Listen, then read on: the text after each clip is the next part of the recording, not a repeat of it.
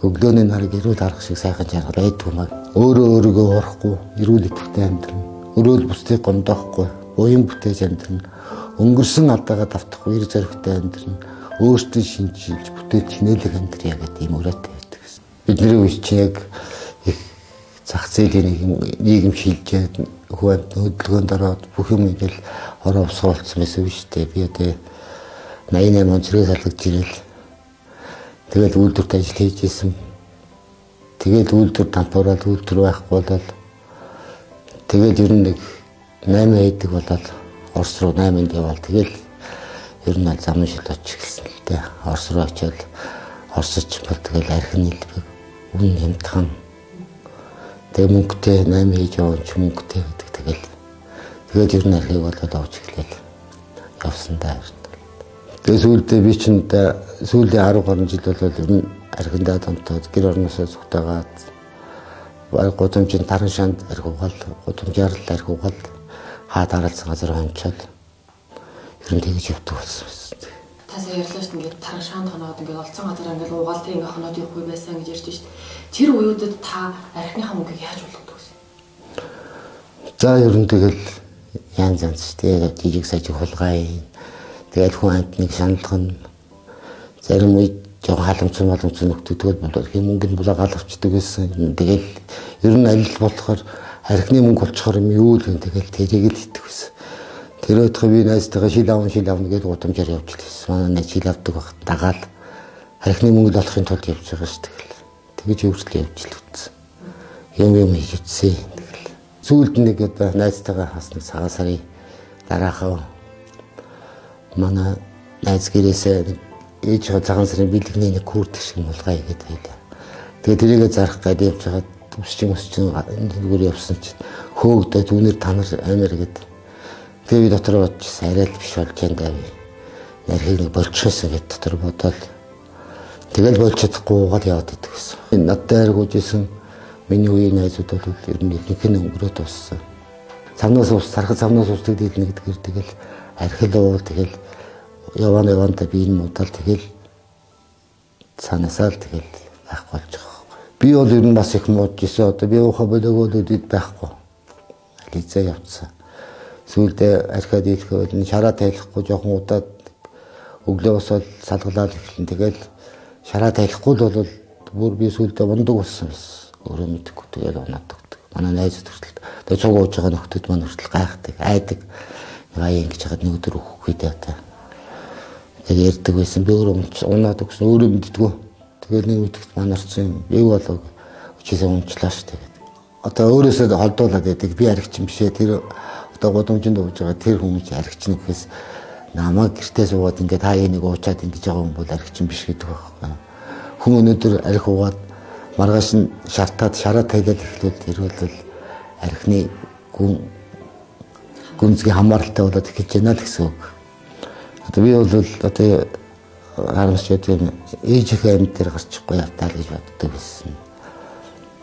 Одоо тэгэл хүний тэгэл хугацаа нь болохоор л болдог багтаа л гэж бодоод байгаа.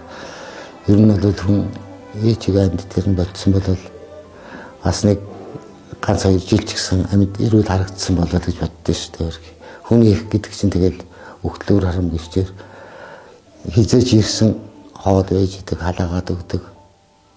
Тийм л байдаг. Тэгээд ингээ хэлэхэд нэг арх ууж байгаа хүний ард бол 20 хүн бол шаналж идэг гэдэг тэр үг байдаг л дээ. Одоо би ээжигээ зовоож исэн, их нэрээ зовоож исэн, ахаа цаашгаа ингээд амжираад явдаг.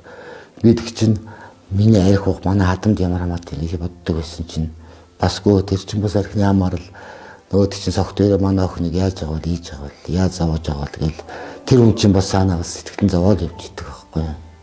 Хүн сайхан залуунаасаа алдсан амьдрал хийж бүтээх хэд сайхан насан дээр шал дэмий хинт хэрэггүй нархийг угаал. Тэгэл энэ цаг хугацаа гэдэг чинь эргэж ирэхгүй шүү дээ. Яг хөө би мөнгө төгрөг тэр бүх юм алдсан.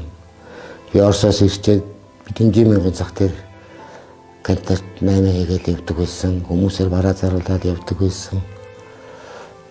Тэгэл хүн өөр арх уугаал нэг ингээд уучгаар арх бол хүнийг улам доош нь татна уу гэхээс дээш хийсэж харагддаг л байхгүй. байхгүй. Тэгэл явсаар байгаа л тэгэл доор нь очиж байгаа байхгүй. Хүнийг уучхаараа тэгээд архичин донтуулаад явна. Ахаа цааш нахиулна.